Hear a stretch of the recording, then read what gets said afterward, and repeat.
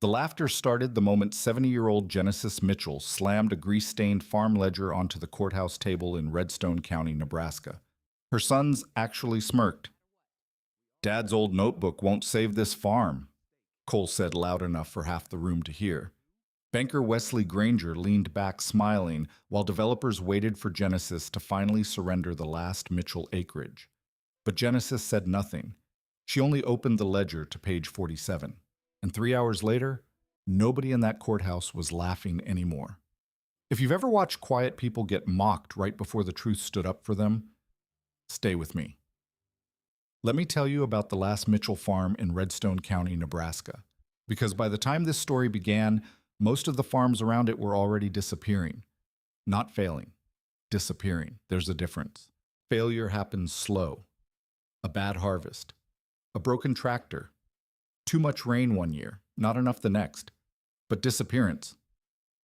That happens when people in pressed shirts sitting behind polished desks decide land is worth more without the families living on it. And by the fall of 2026, Redstone County was full of men making those decisions. Warehouse companies from Omaha were moving west. Developers were buying acreage faster than cattle prices could rise.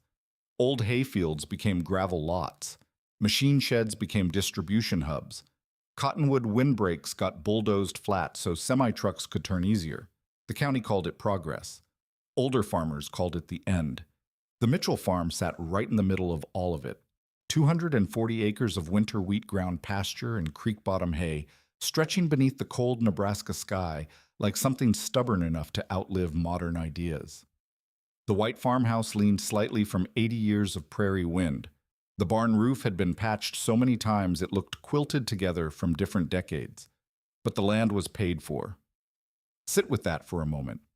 No bank owned it. No investor touched it. No government program controlled it. Harold Mitchell had made sure of that before cancer carried him into the ground 5 winters earlier, and Genesis Mitchell intended to keep it that way. Every morning before sunrise, Genesis walked the property with a metal thermos full of black coffee and Harold's old canvas coat hanging loose around her shoulders. 70 years old, silver hair tied back tight, work gloves older than some marriages. She checked fence lines herself, fed cattle herself, cleared frozen stock tanks herself. People in town talked about her like she was surviving out of stubbornness alone, but those people misunderstood something important. Genesis Mitchell wasn't surviving. She was guarding something. Now let me pause here for a moment, because there are people who inherit land and people who become responsible for protecting it. Harold understood that difference. Genesis did too. Her sons did not. Cole Mitchell lived 20 miles away in a new subdivision outside Hastings, 44 years old, always chasing bigger opportunities, bigger deals, bigger promises. He wore expensive boots that had never touched mud deeper than a parking lot puddle. Darren Mitchell was quieter, but worse in some ways. He spoke calmly enough to sound reasonable while dismantling things piece by piece. He worked in agricultural finance and liked talking about modern realities. That phrase would come up often. Modern realities. Usually right before somebody tried selling off part of the family history. The boys still owned shares of the farm through Harold's estate, and after years of pressure from taxes, rising repair costs, and tempting offers from developers, both sons had decided the land needed to go. According to them, Genesis was simply delaying the inevitable. One Tuesday afternoon, both men arrived at the farmhouse unannounced. Genesis saw Darren's silver SUV coming down the gravel road first. Cole's black pickup followed close behind, throwing dust across the pasture. She didn't stop feeding cattle. That irritated Cole immediately. "You could at least come talk to us," he shouted while climbing out. Genesis dumped another scoop of feed into the trough before answering. "You drove here," she said calmly. "You know where the house is." Cole rolled his eyes. Darren stayed measured, hands in his jacket pockets. That was his style. Quiet pressure. Calm persuasion. Like a banker smiling while tightening a rope. Inside the farmhouse, the boys spread paperwork across Harold's old kitchen table. Purchase offers, tax estimates, development projections. Genesis stood at the sink, rinsing dirt from her hands while the papers covered the same table where Harold once repaired seed meters with coffee cans full of bolts. "You can't keep doing this forever," Cole said. Genesis dried her hands slowly. Doing what this? He pointed outside toward the farm. Running this place alone. Genesis looked through the window toward the south pasture. You boys grew up on this place, she said softly. Funny hearing you talk about it like it's a broken lawnmower. Cole exhaled hard. That's exactly the problem. Dad spent his whole life tied to this dirt. No, Genesis answered. Your father spent his life protecting it. Darren leaned forward carefully. Mom, listen. Prairie Horizon Logistics wants the entire corridor. This is the last tract holding the project together. There it is, Genesis said quietly. What? The truth. Darren frowned.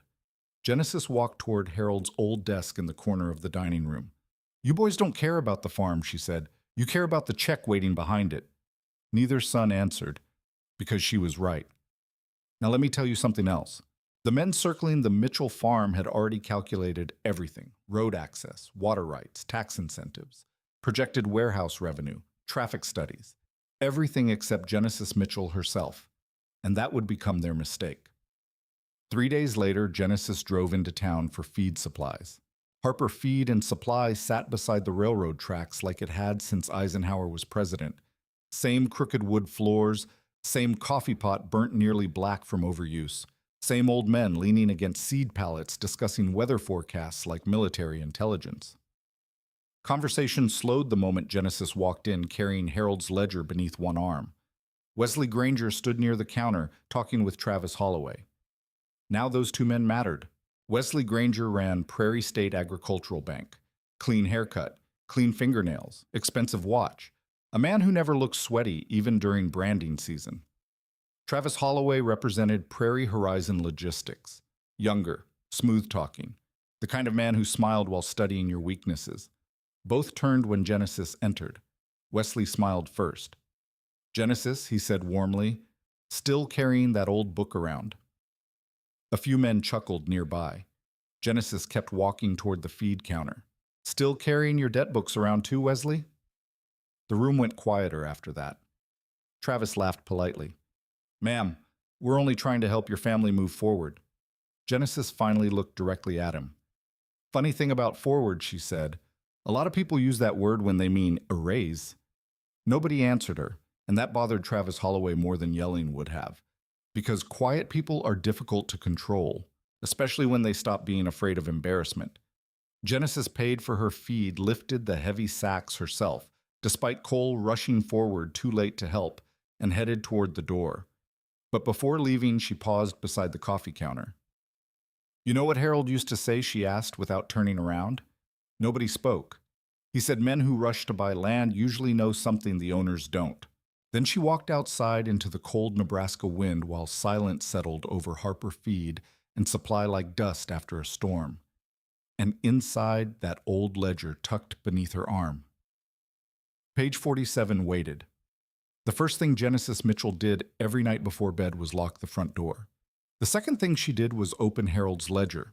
Not the television, not the radio, not even the phone when Cole or Darren called late trying to reason with her. The ledger came first, always. Now let me tell you something about old farmers from western Nebraska. The good ones never truly believed memory alone could protect a family. Memory fades. Paper doesn't. That ledger sat on Harold Mitchell's desk for nearly 40 years. Thick black cover, grease stains along the corners, pages warped from rain-dirt sweat, and decades of rough hands turning them beneath barn lights at midnight. Most people would have seen an old notebook. Genesis saw a map of everything Harold ever protected. Every rainfall measurement from dry summers going back to 1987, every cattle vaccination, every seed purchase, fence repairs, fuel costs, property tax receipts, conversations with county surveyors, water agreements scribbled beside coffee ring stains, and names, so many names. Harold wrote names the way preachers write scripture, because he believed one honest witness mattered more than 10 lawyers. Genesis sat at the kitchen table beneath the yellow glow of an old overhead light while November wind rattled against the farmhouse windows. Outside, the Nebraska plains stretched cold and black beneath the moon. Inside, only the turning pages disturbed the silence. Page after page, year after year. Harold's handwriting never changed much.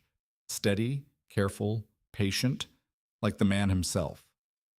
Sit with that for a moment, Because modern people move fast, they delete things, replace things, upgrade things.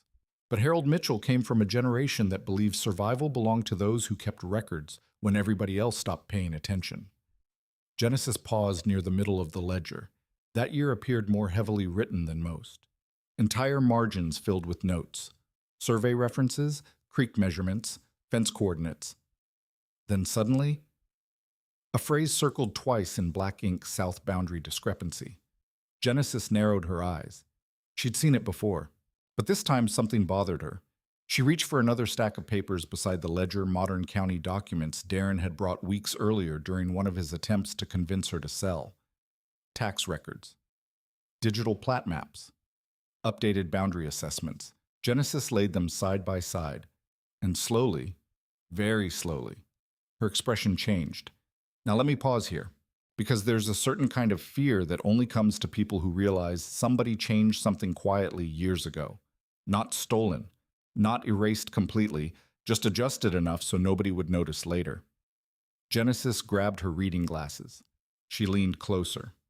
Harold's notes showed the South Creek fence line extending farther west than the current county map showed. Not by much, maybe 30 yards. Most people would never care.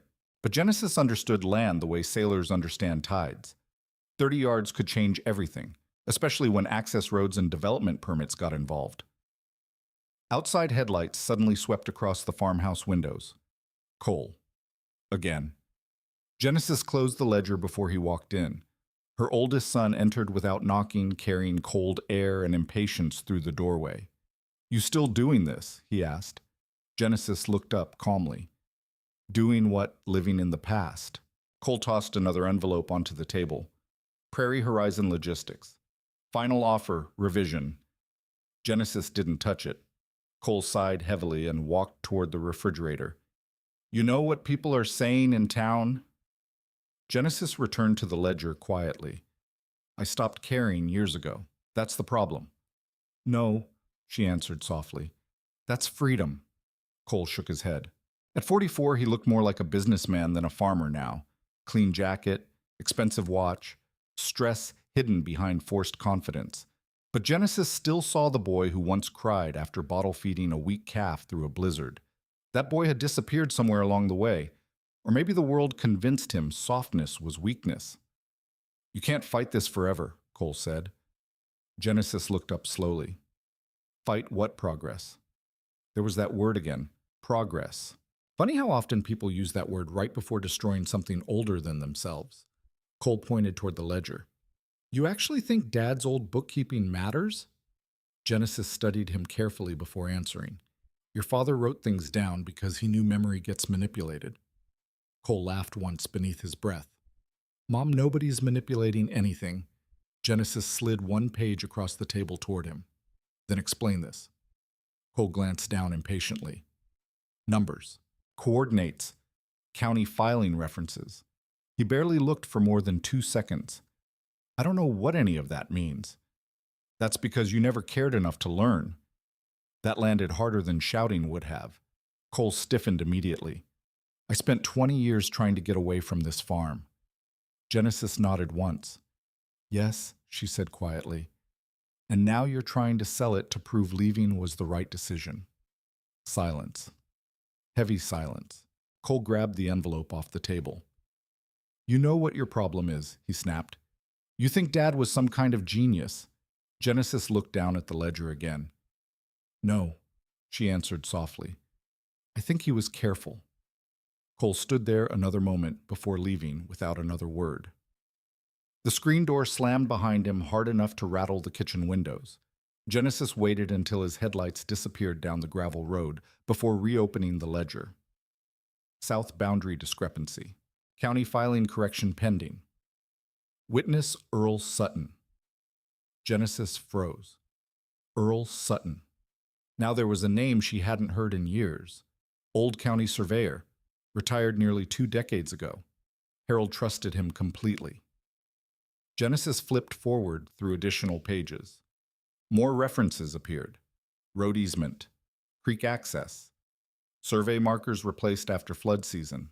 Then finally, One sentence underlined twice, never trust digital copies without original filings. Genesis leaned back slowly, and for the first time since Harold died, she felt something cold move through her chest. Not grief, not fear, suspicion. Now let me tell you something important. Quiet people notice patterns because they spend more time observing than speaking, and Genesis Mitchell had just noticed one. The modern county records did not match Harold's originals, which meant one of two things had happened. Either Harold was wrong, or somebody changed the story after he died. Outside wind bent the cottonwoods along the creek, while clouds rolled low across the Nebraska sky. Genesis stood from the table, walked toward Harold's old desk, opened the bottom drawer. Inside sat dozens of carefully labeled folders tied with faded twine. Property taxes, rainfall journals, equipment warranties, legal filings, and beneath them all, a sealed manila envelope marked in Harold's handwriting, "Do not discard." Genesis stared at it a long moment, then slowly untied the string. Inside rested photocopies, survey maps, handwritten notes, a county filing receipt, and at the very bottom, one folded page labeled Page 47 Keeps Safe. Genesis lowered herself into Harold's chair while the house settled quietly around her. Then she unfolded the page. And suddenly, she understood why Harold had never thrown that ledger away. Because somewhere buried inside those worn-out pages was something powerful enough to frighten men chasing millions of dollars. And Genesis Mitchell had just begun finding it. The rumors started spreading across Redstone County before sunrise. That's how small farming towns work. Somebody hears something at the grain elevator before dawn, repeats it at the gas station by 7, and by lunchtime, half the county talks like they witnessed it personally. By the end of that week, people were already saying Genesis Mitchell had finally lost her mind. Not because she yelled, not because she caused trouble. Quiet old women almost never get accused of insanity for being loud. No. People started calling Genesis crazy because she had begun asking questions nobody wanted asked. Now let me tell you something important. There's a moment in every land deal where politeness disappears. At first, men smile, they shake hands, offer coffee, talk about opportunity. But the second somebody slows the process down, the pressure begins. Genesis started feeling that pressure everywhere. It followed her into town, followed her into church, followed her into the feed store. Even the women at Redstone Family Diner lowered their voices when she walked past booths carrying her coffee. She just needs to let go. That farm's too much for one woman now. Her boys are trying to help her. Funny thing about public humiliation. Most people participate in it because they're terrified of becoming its next target. Genesis understood that better than anybody, which is why she never argued in public, not once. But she listened. And while other people wasted energy talking, Genesis Mitchell investigated. 3 days after finding Harold's sealed documents, Genesis drove 40 miles south to the county records office in Ashbury.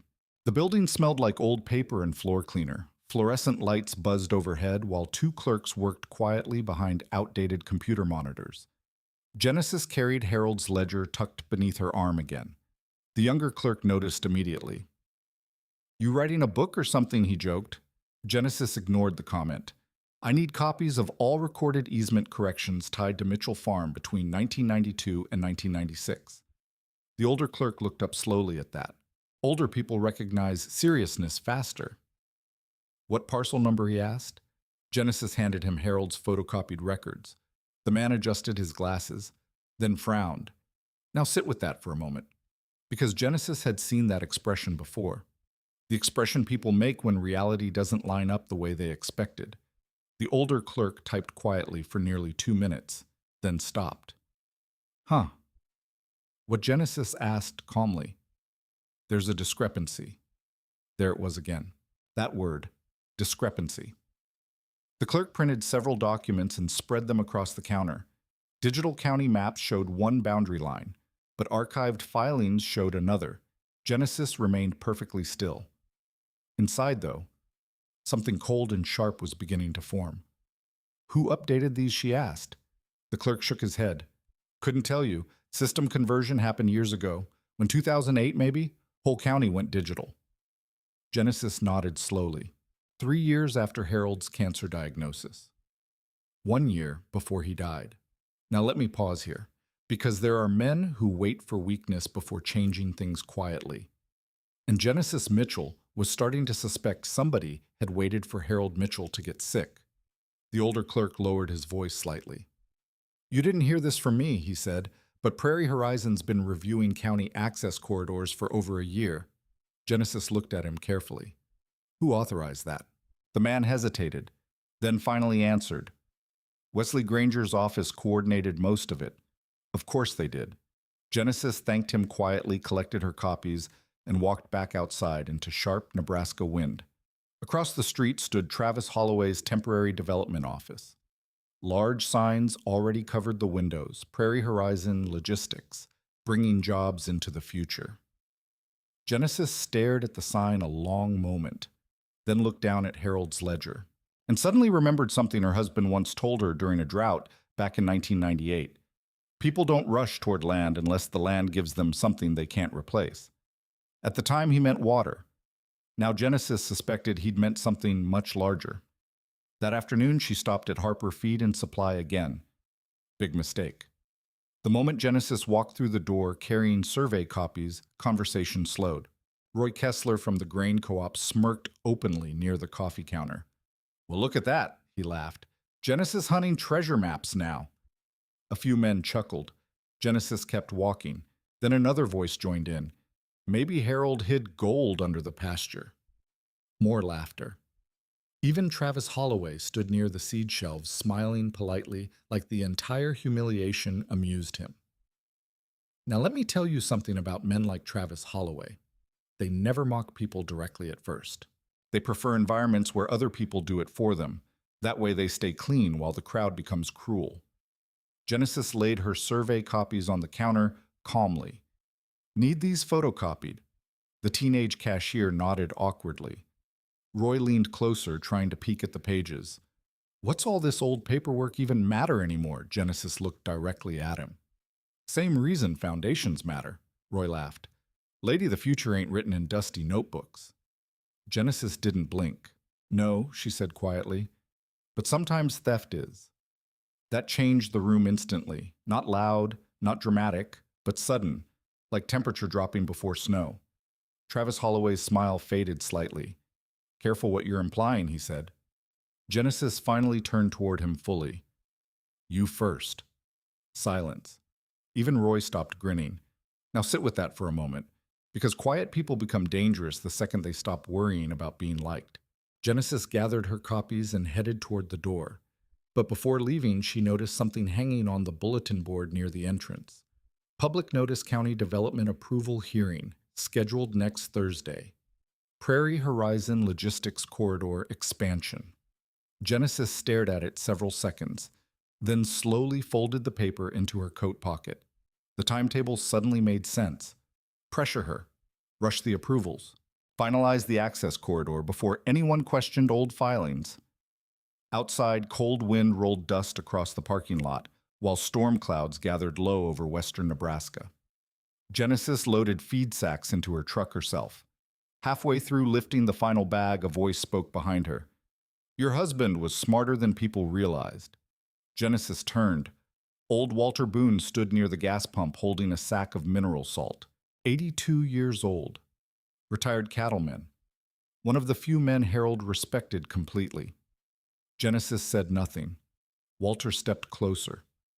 "Harold asked me once if I'd remember certain things if anything happened to him."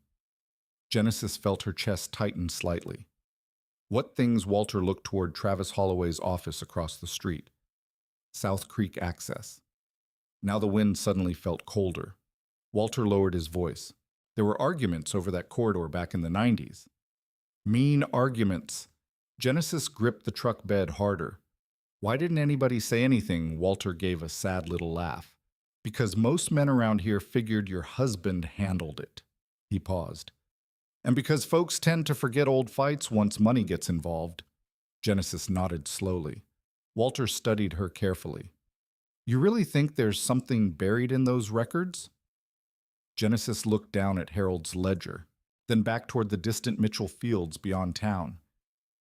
I think Harold Mitchell spent 40 years preparing for a day exactly like this. Walter smiled faintly. Then I wouldn't bet against him. That night, Genesis spread every document across the kitchen table again. County maps, survey copies, old receipts, handwritten notes. And there, buried beneath a faded clipping stapled into Harold's records, she found another name, Earl Sutton. Beside it, Harold had written only 6 words. He remembers what they changed. Genesis stared at that sentence for a very long time while wind pushed against the farmhouse windows. Then slowly, for the first time since Harold died, Genesis Mitchell began preparing for war. Genesis Mitchell did not sleep that night. Not really. She sat at Harold's kitchen table while cold Nebraska rain tapped softly against the farmhouse windows, and the old clock above the refrigerator pushed slowly toward 2 in the morning. The entire house smelled like coffee dust and paper that had survived too many years. In front of her sat 3 things: Harold's ledger, the county survey copies, and the folded document labeled Page 47 Keep Safe. Now let me tell you something about truly dangerous discoveries. They rarely arrive all at once. They come in pieces. A word here, a number there, a sentence nobody understood when it was first written. Then suddenly, everything connects.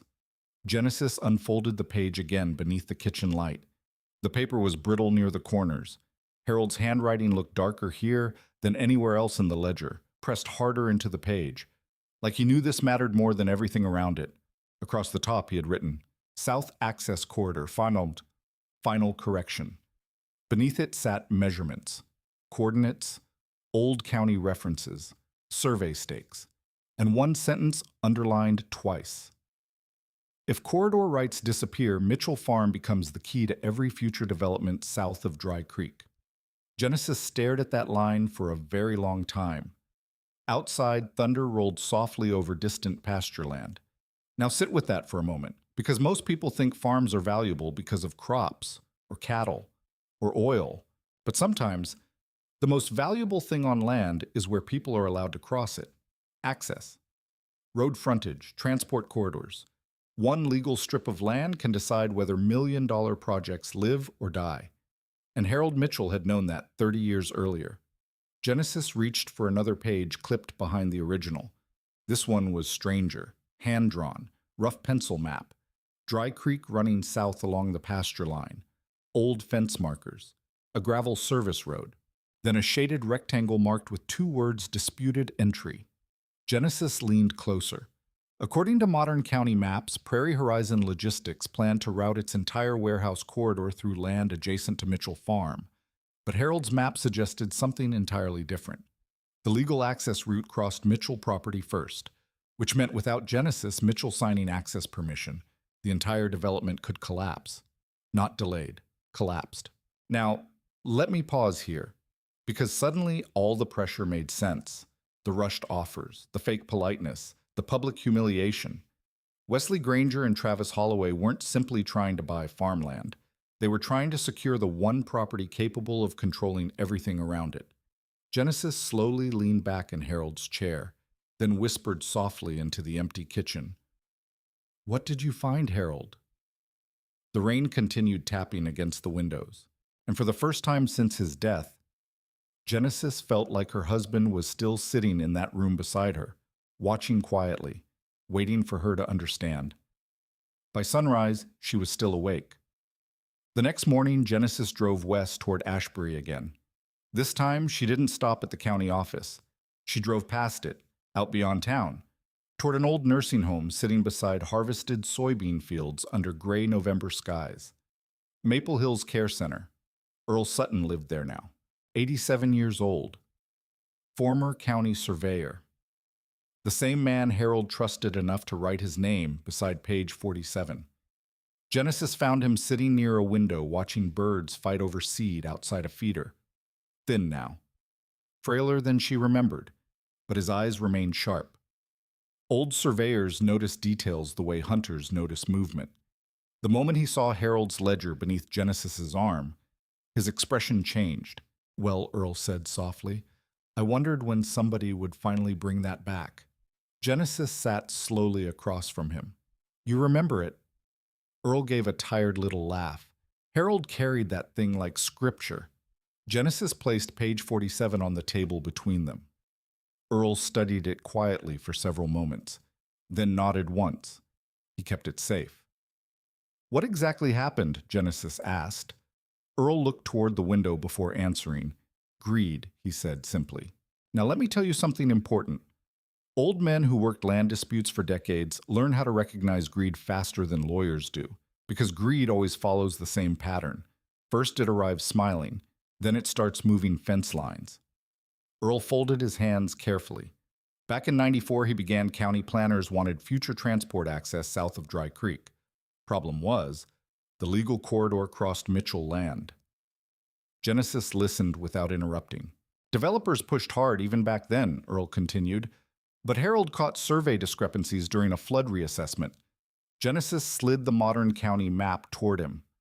Earl barely glanced at it before snorting quietly. They changed it. You're sure I surveyed that corridor myself? He pointed weakly toward the page. That access line was legally corrected after the flood washed out the original markers. Harold fought like hell over it. Why? Earl looked directly at her. Because he understood what everybody else missed. Genesis waited. Earl tapped the map softly. If that corridor ever became commercially valuable, Mitchell Farm would control southern entry access to the entire county expansion zone. Silence filled the room. Even the birds outside seemed quieter suddenly. Genesis felt her pulse slow. Not from fear, from clarity. The whole thing finally aligned. Prairie Horizon Logistics wasn't building randomly. They had targeted the exact corridor Harold protected decades ago. And somehow, sometime after Harold became sick, the digital county records changed. Not enough to look obvious, just enough to bury the original correction. Genesis lowered her voice. Who knew? Earl hesitated, then answered carefully. People from the county, a few bankers, land acquisition firms. Wesley Granger. Earl's silence answered first, then finally. That man's been sniffing around those records for years. Genesis looked down at page 47 again. Harold had written another line beneath the coordinates she hadn't noticed before. If they ever rush the purchase, they know. A chill moved through her, because that was exactly what had happened. The rushed offers, the pressure, the humiliation campaign. They knew, or at least suspected enough to move fast before Genesis discovered the truth. Earl leaned closer now. You need original filing confirmation. We're county archive basement. Paper records before digitization. Genesis frowned. I asked already. You asked the front office, Earl said quietly. Harold knew better. Now sit with that for a moment, because old farmers and old surveyors share one important trait. They understand systems fail, which is why they always keep originals. Earl reached slowly into his jacket pocket, pulled out a folded receipt copy. Old, yellowed, county seal barely visible. Genesis stared at it. Survey correction filing 1994. Officially stamped, officially recorded, officially legal. Her hands tightened around the paper. This proves it. Earl nodded slowly. It proves Harold Mitchell was right. Genesis suddenly felt emotion rise into her throat so hard she had to look away. Not victory, not yet. Something deeper, respect. Because even dying, Harold Mitchell had continued protecting that farm. Not with violence, not with money, with patience, paperwork, and truth.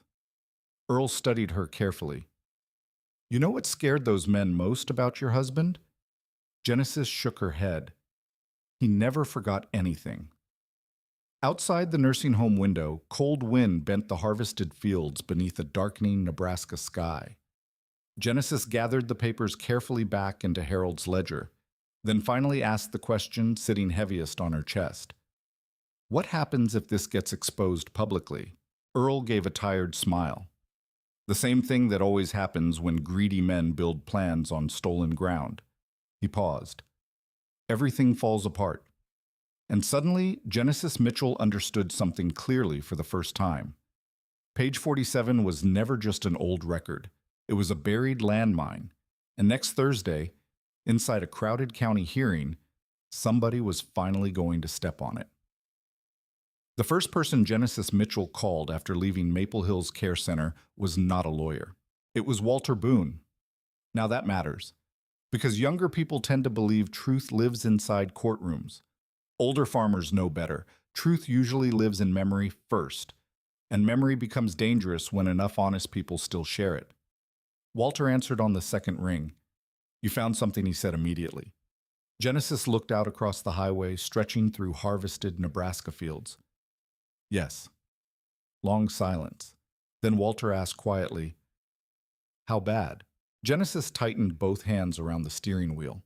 "Bad enough they've been lying for years." Walter exhaled slowly. "Well," he muttered, "guess Harold finally came back to town." That night, Walter arrived at the Mitchell farm carrying a cardboard box full of old papers and coffee shop gossip gathered across 30 years. The wind had turned bitter colder by then. November frost silvered the pasture grass while cattle huddled near the windbreak behind the barn. Inside the farmhouse, Genesis cleared the kitchen table again. The same table. Every important thing in this story seemed to return to that table. Walter removed his cap carefully and sat down across from her. "You know what scared people about Harold?" he asked while opening the box. Genesis almost smiled faintly. "Earl asked me the same thing." Walter nodded. Man remembered everything. He began laying documents across the table. Old meeting minutes, county notices, newspaper clippings. One yellowed article from 1995 immediately caught Genesis's eye. County Access Corridor Dispute Delays Development Talks. Genesis leaned closer. The article was short, buried deep inside an old county paper. Most people probably ignored it entirely at the time, but Harold hadn't. A red pencil mark circled one paragraph. Mitchell property owners continue disputing revised access surveys near Dry Creek following flood-related marker changes. Walter tapped the clipping. Harold kept asking questions after the flood moved half those markers. Genesis looked up. "What flood?" Walter blinked. "You really didn't know," Genesis shook her head slowly. Walter leaned back in the chair. Summer of '93. Dry Creek overflowed bad. Washed out fencing, survey stakes, bridge posts. County had to reassess half the southern parcels. Now let me pause here, because disasters create confusion, and confusion creates opportunity, especially for people willing to redraw lines while everybody else is distracted cleaning up damage. Walter pointed toward Harold's ledger. "Your husband started checking measurements himself after county crews came through." Genesis opened page 47 again. For the first time, she noticed faint mud stains near the lower corner. Flood mud. Harold must have carried those pages during the survey fight itself. Walter continued. Most folks trusted the county maps once they went digital years later, but Harold didn't. Genesis said quietly. Walter gave a humorless smile. Harold trusted paper more than computers. Said computers only know what somebody types into them. Now sit with that for a moment, because that sentence explained nearly everything. The digital records weren't necessarily created wrong. They could have simply been updated by somebody relying on incomplete information, or manipulated by somebody hoping nobody checked the originals. Genesis suddenly stood, walked toward Harold's desk, opened the bottom drawer again. More folders, more receipts, more notes. Then finally, a small cassette tape labeled County Meeting, August 1994. Walter stared. "Well, I'll be damned." Genesis found Harold's old tape recorder in the cabinet above the refrigerator. Dusty, still functional somehow. She inserted the cassette carefully. Pressed play. Static filled the kitchen first. Then voices. Old voices. Muffled. Somebody coughing. Papers moving. Then Harold Mitchell speaking clearly. "The revised access line crosses my property farther west than the updated county sketch shows." Genesis froze instantly. Even after 5 years, hearing Harold's voice still hurt. Not sharply anymore, just deeply, like pressure beneath old bone. Another voice answered on the tape. County official, maybe. "We believe the digital draft reflects intended development planning." Harold responded immediately. "I don't care about intended planning. I care about legal boundaries." Walter slowly leaned forward. Then another voice entered the recording. Younger. Smooth. Genesis felt cold immediately recognizing it. Wesley Granger, or at least a much younger version of him. At that time, he'd worked in land financing. We're trying to prevent future infrastructure complications. Harold's reply came hard enough to silence the room even through old tape distortion. Then stop moving lines that don't belong to you. Static again. Then the tape ended abruptly. Silence filled the farmhouse kitchen afterward. Walter stared at Genesis. Well, he whispered softly, "There it is." Genesis sat motionless. Because suddenly this wasn't suspicion anymore. It wasn't memory. It wasn't rumor. It was evidence. Actual evidence. Harold Mitchell had challenged the corridor changes publicly decades earlier, and Wesley Granger had been involved from the beginning. Now let me tell you something important. Corrupt men rarely believe patient people keep records long enough to threaten them later. That becomes their weakness. Genesis rewound the tape slowly, then listened again, this time carefully. Every word, every pause, every name. At one point, Harold mentioned, original filing copies stored in Lower County Archive. Genesis stopped the tape, looked at Walter. Lower Archive. Walter nodded slowly. Basement records. The next morning, Genesis drove back to Ashbury before sunrise. This time she bypassed the public office entirely. She found an older maintenance employee unlocking a side entrance near the courthouse loading dock. You still got archive storage downstairs, she asked. The man squinted. Who's asking Genesis Mitchell? Recognition hit immediately. In small counties, names carry weight longer than money. The man sighed. Supposed to be restricted. Genesis handed him Harold's old filing receipt. Everything changed after that. 20 minutes later, Genesis stood beneath flickering basement lights surrounded by decades of paper records stacked inside gray metal shelves. Dust drifted through cold air. Old maps curled at the corners. The room smelled like mildew and forgotten history.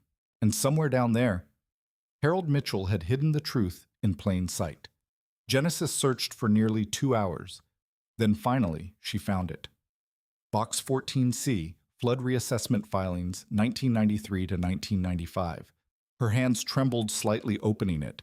Inside rested original corridor surveys, signed easement corrections, witness statements, and finally, the certified boundary revision confirming Mitchell Farms' legal access control rights.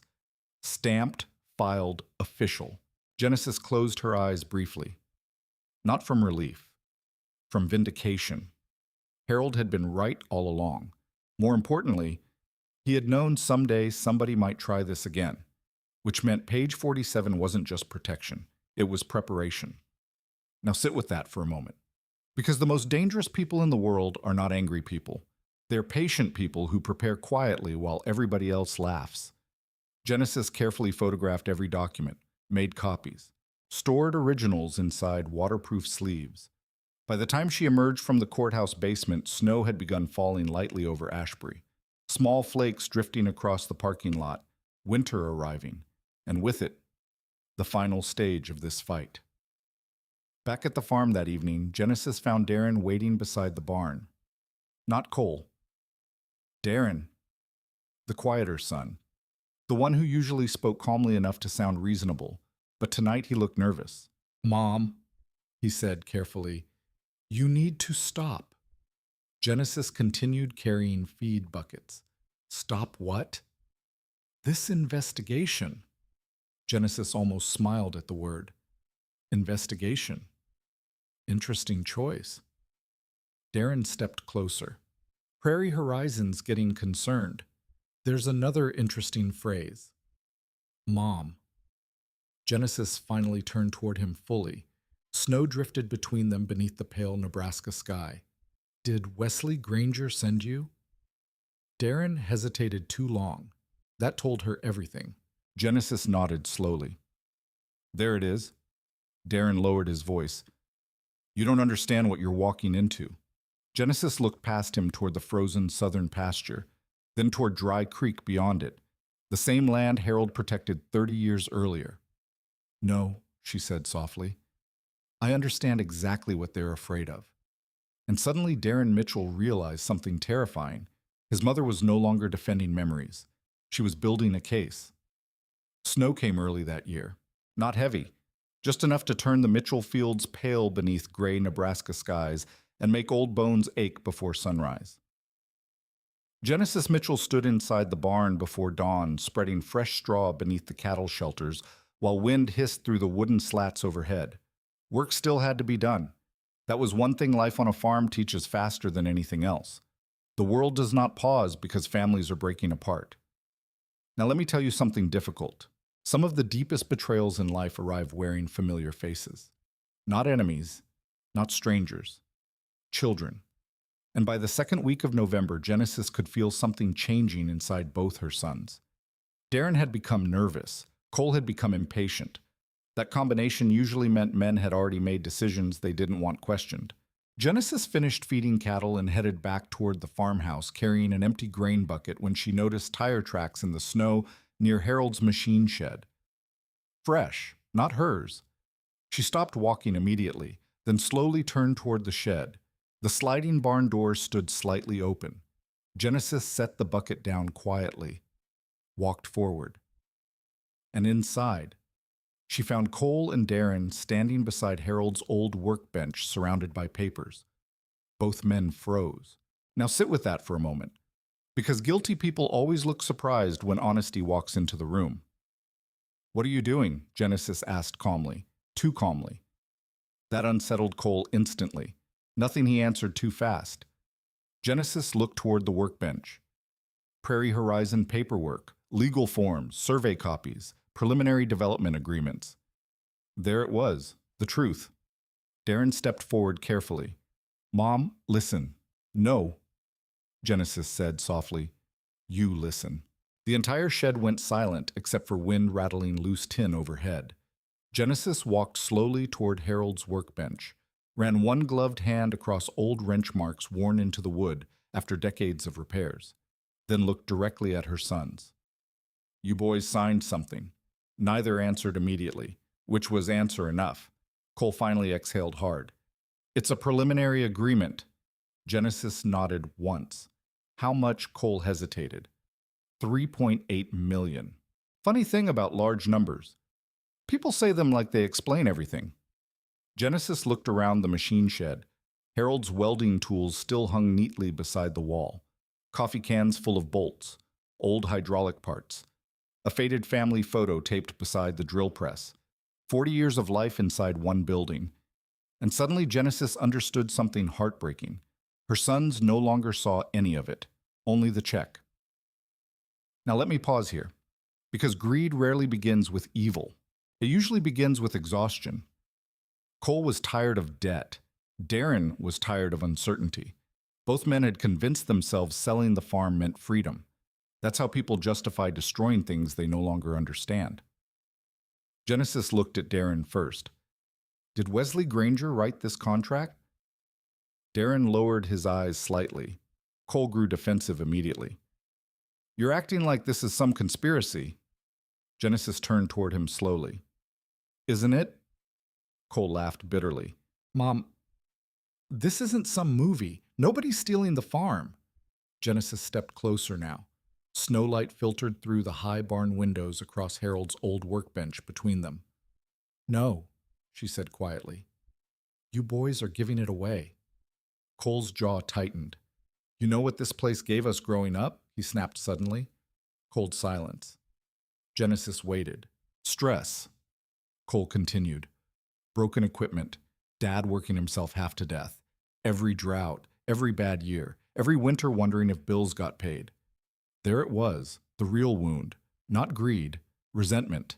Now sit with that for a moment, because children often mistake sacrifice for failure when they're too young to understand what was being protected for them." Genesis nodded slowly. "Yes," she said softly. "Your father carried heavy things." Cole pointed around the shed. "And for what?" "So we could spend our lives chained to this place, too." Genesis stared at him a very long time before answering. "No," she said quietly. "So someday you'd have something nobody could take from you." Silence hit the barn hard after that. Even Darren looked away. Genesis stepped toward Harold's workbench. opened the ledger, turned carefully to page 47, then laid it flat between them. Your father knew this day would come. Cole scoffed immediately. Oh my God, not the damn notebook again. Genesis ignored him. He spent 30 years protecting this land from men exactly like Wesley Granger. Cole laughed once beneath his breath. You really think old paperwork beats lawyers? Genesis looked directly into his eyes. Yes. That certainty unsettled him more than anger would have. Darren finally spoke quietly. Mom, Prairie Horizon already scheduled the county approval hearing. Investors are involved now. Genesis nodded. I know. They're expecting signatures. Genesis closed the ledger carefully. They won't get mine. Cole exploded then. Why, he shouted. His voice echoed violently through the old machine shed. Why are you doing this, just to prove you're right? Genesis did not flinch. No, she answered softly. To prove your father was. Now let me tell you something important.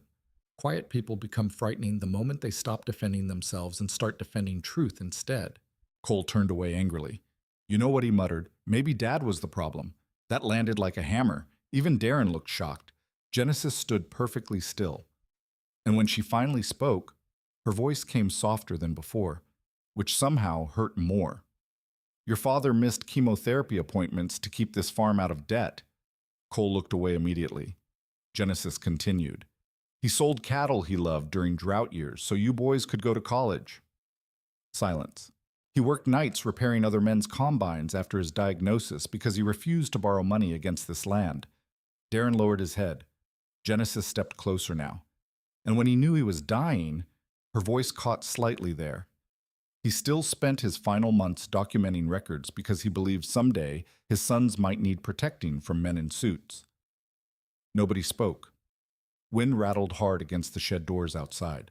Cole looked shaken now, but pride still held him upright. You can't stop this forever, he said quietly. Genesis nodded once. No, she agreed. Just long enough. Then she picked up Harold's ledger and walked back toward the farmhouse alone. Now sit with that image for a moment.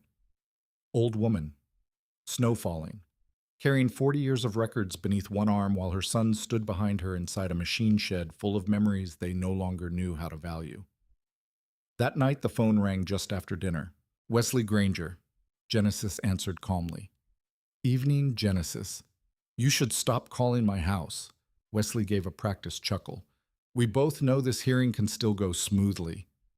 Genesis sat quietly at Harold's kitchen table while snow drifted outside the windows. No, she said softly. I don't think it can. Long silence. Then Wesley's voice lowered. You're making a mistake. Genesis opened page 47 again. No, she answered. I think 30 years ago you did. The silence after that lasted nearly 5 full seconds. And suddenly, for the first time, Wesley Granger sounded afraid. You don't understand everything involved here. Genesis stared at Harold's handwriting beneath the kitchen light. Oh, she said quietly, I understand enough. Then she hung up. Outside wind swept snow across the dark Nebraska fields while the Mitchell farmhouse stood alone against the storm. But inside, Genesis Mitchell was no longer afraid, because the hearing was only 3 days away now. And buried inside Harold Mitchell's old ledger sat the truth powerful enough to bring million-dollar men to their knees. By 9 o'clock Thursday morning, every parking space outside the Redstone County Courthouse was full. Pickup trucks lined both sides of the road. Farmers stood in clusters beneath gray Nebraska skies, blowing steam into gloved hands, while gossip moved faster than the cold wind. Everybody had heard about the hearing. More importantly, everybody expected Genesis Mitchell to lose. Now let me tell you something about small-town humiliation. People love watching someone stand alone against powerful men. Not because they enjoy cruelty exactly, because it reassures them. If the quiet old widow loses, then maybe surrender becomes acceptable for everybody else too. Inside the courthouse lobby, boots tracked melting snow across old tile floors, while Prairie Horizon representatives moved around carrying polished presentation binders and rolled up development maps. Professional, prepared, confident. Wesley Granger stood near the courtroom doors wearing a charcoal overcoat, and the relaxed smile of a man who believed the outcome had already been purchased weeks ago. Travis Holloway spoke quietly with county officials nearby. Cole and Darren arrived together. Neither looked comfortable. Now sit with that for a moment, because guilt changes how men carry themselves. Cole's confidence had cracks in it now.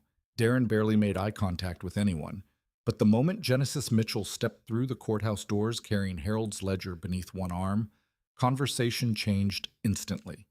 People turned, whispers spread. Somebody near the back chuckled quietly. She actually brought the notebook. Another voice, "This ought to be interesting." Genesis ignored all of it. That's the thing about people who've already survived real pain. Public embarrassment loses most of its power afterward. She walked slowly past the crowd wearing Harold's old canvas coat and carrying the same weathered leather folder that had sat beside their kitchen table for decades.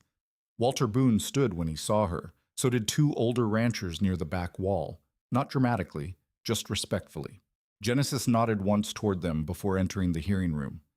Now, let me pause here, because respect from honest old men means more than applause from crowds. The courtroom filled quickly. County commissioners sat at the front beneath fluorescent lights, while Prairie Horizon maps covered easels beside the presentation table. Large red lines crossed southern Redstone County. Future warehouse locations, transport lanes, freight corridors, millions of dollars already imagined across paper. And right in the middle of it all sat Mitchell Farm. Travis Holloway stood first, smooth voice, perfect posture, the kind of presentation built to sound inevitable. He spoke about jobs, economic growth, infrastructure modernization, tax revenue, opportunity.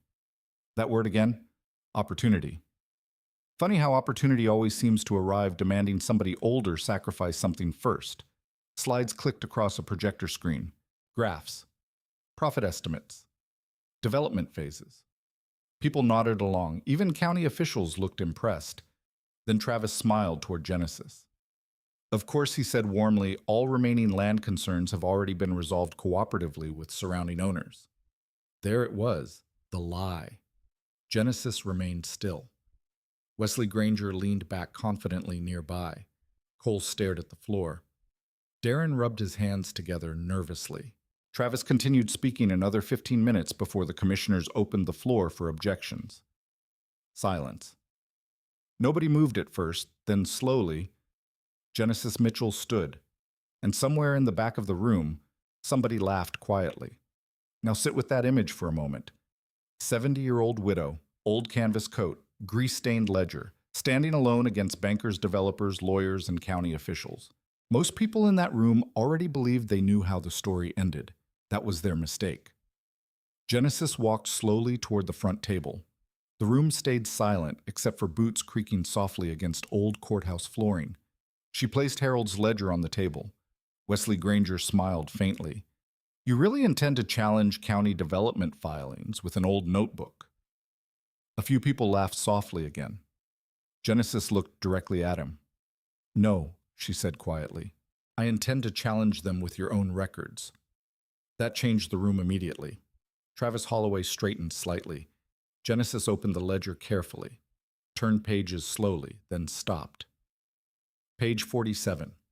The sound of paper settling onto the table somehow felt louder than the entire room. Genesis spoke calmly.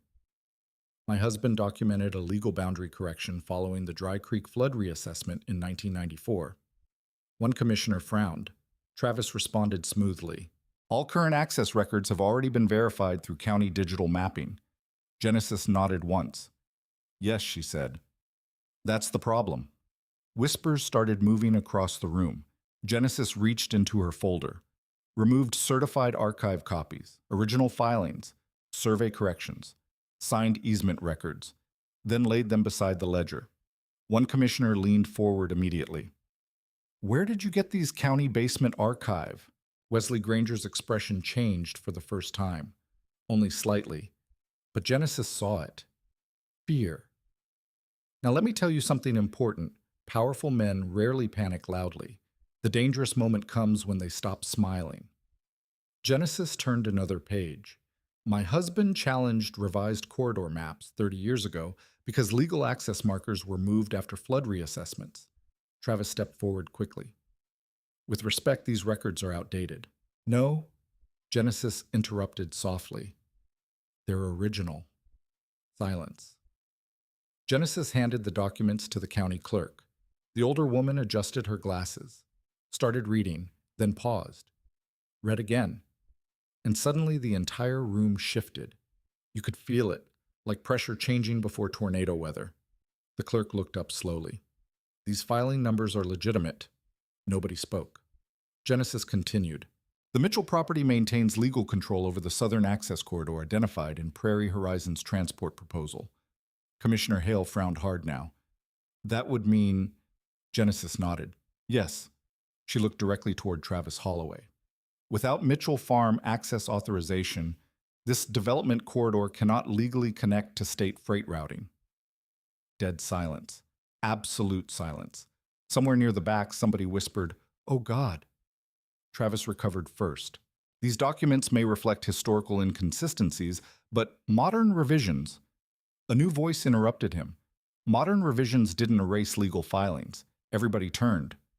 Earl Sutton. Now sit with that for a moment. 87 years old, thin, slow-moving, walking carefully into the courtroom with Walter Boone beside him. But suddenly, every person in that room paid attention, because truth carries weight differently when it survives decades. Walter guided Earl toward the front. The old surveyor lowered himself slowly into a chair, then looked directly at the commissioners. I surveyed those lines myself. Nobody moved. Earl pointed toward Genesis's documents.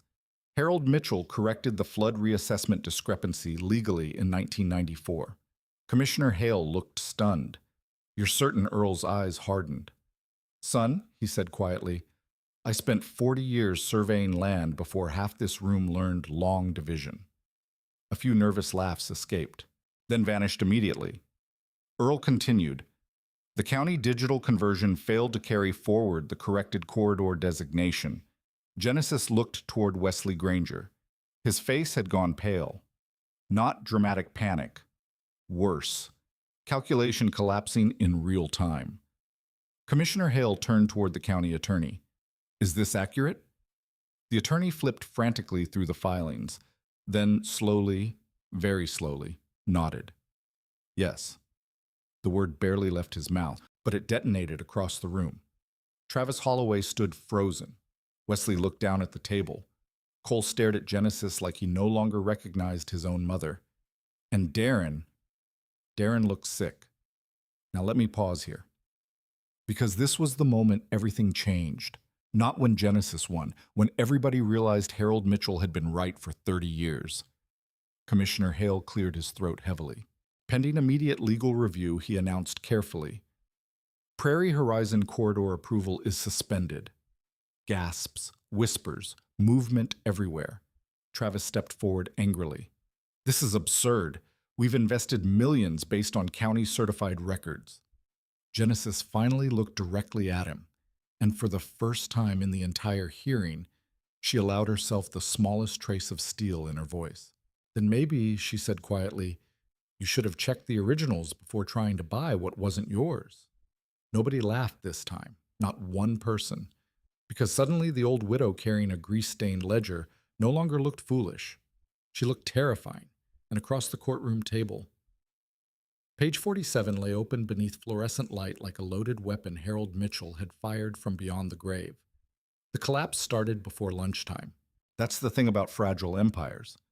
They look powerful right until the first supporting beam cracks. By 11:30, Prairie Horizon investors were already making angry phone calls from the courthouse parking lot. County commissioners locked themselves inside conference rooms with attorneys. Local reporters from Hastings and North Platte suddenly started asking questions nobody wanted answered publicly. And Wesley Granger.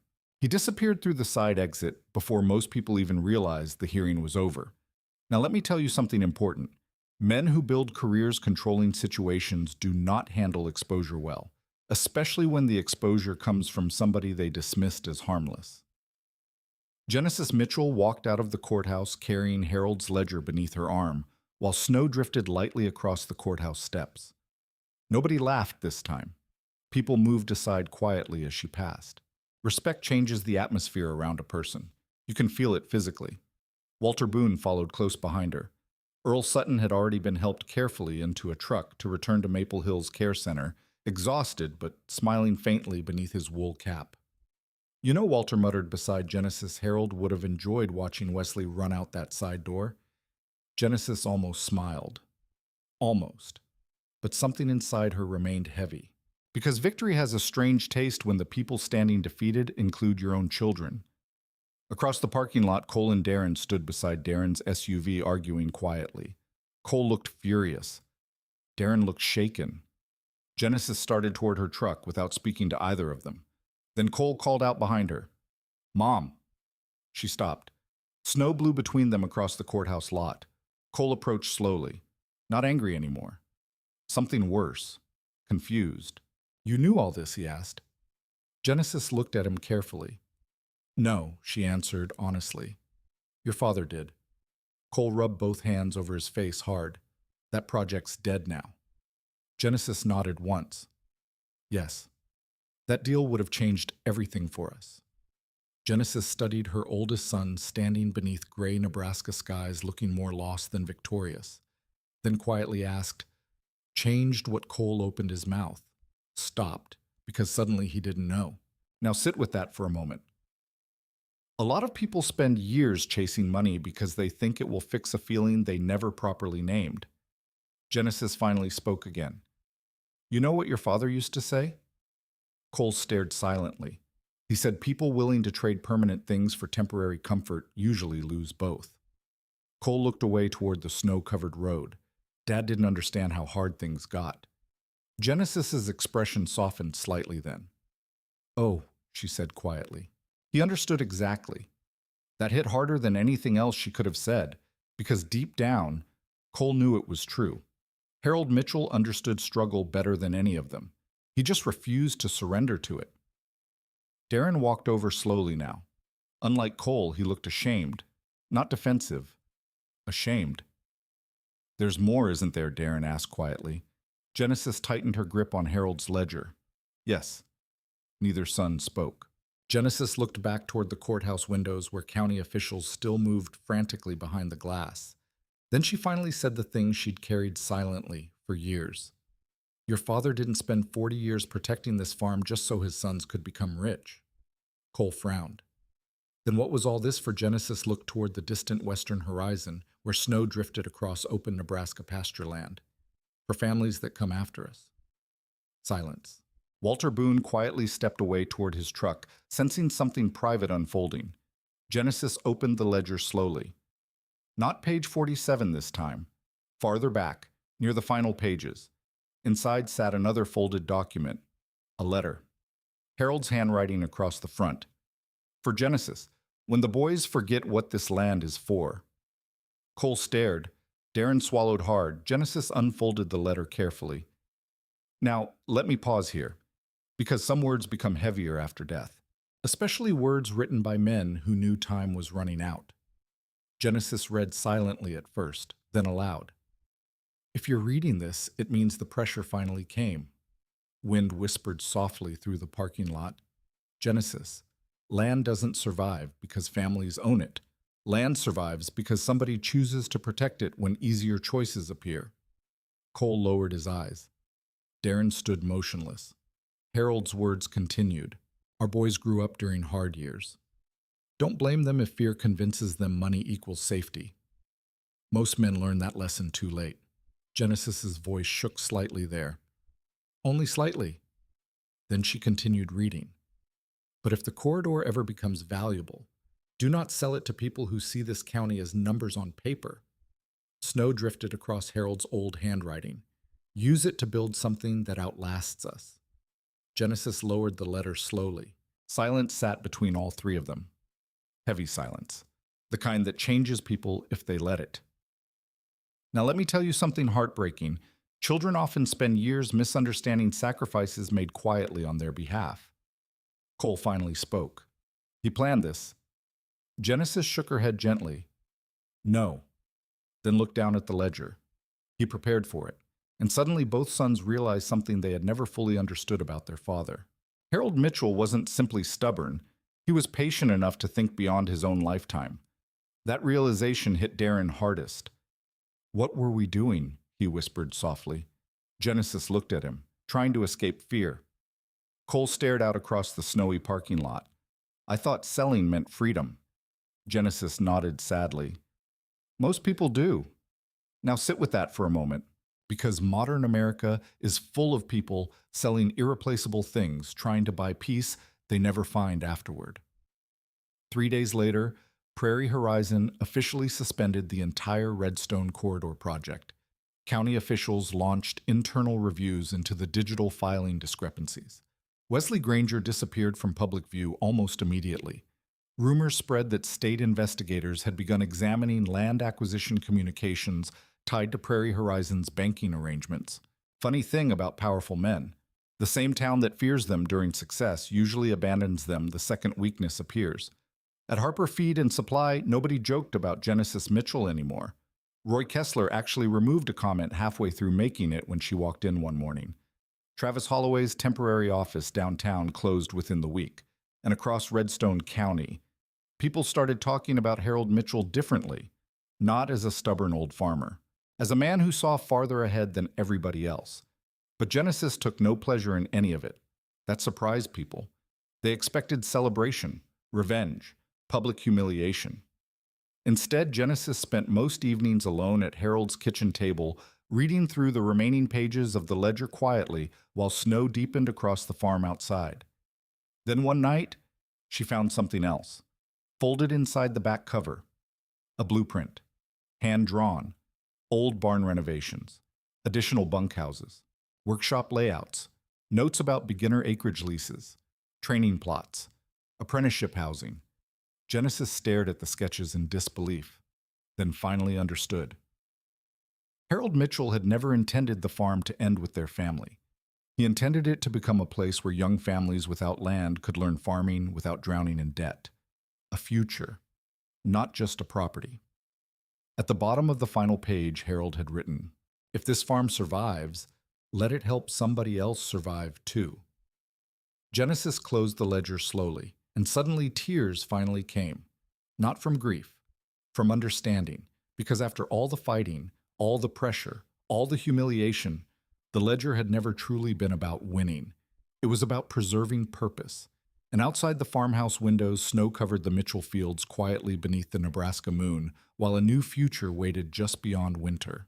Winter stayed hard across Redstone County that year. The kind of Nebraska winter that freezes fence hinges solid before dawn and turns cattle breath into rolling clouds beneath pale morning skies. But something had changed at the Mitchell farm. Not the land, the feeling around it. For the first time in years, people stopped talking about the farm like it was dying. They started talking about it like it mattered again. Now let me tell you something important. Respect returns slowly, especially in small towns. But once truth exposes the right people, silence changes sides. By January, Prairie Horizon Logistics officially abandoned the Southern Corridor expansion entirely. State investigators had begun reviewing land access negotiations tied to Wesley Granger's banking communications. Rumors spread that several county officials quietly resigned before formal questioning even began. Wesley himself vanished from Redstone almost overnight. No farewell. No explanation. Just gone. Funny thing about arrogant men. They always imagine themselves permanent until consequences finally arrive. Genesis Mitchell barely discussed any of it. Every morning, she still woke before sunrise, still fed cattle, still checked fences, still carried Harold's old thermos through snow-covered pasture land while wind moved across the plains like something ancient and patient. But now, there were people coming to the farm. Young couples, mostly. Farm kids who'd lost family land.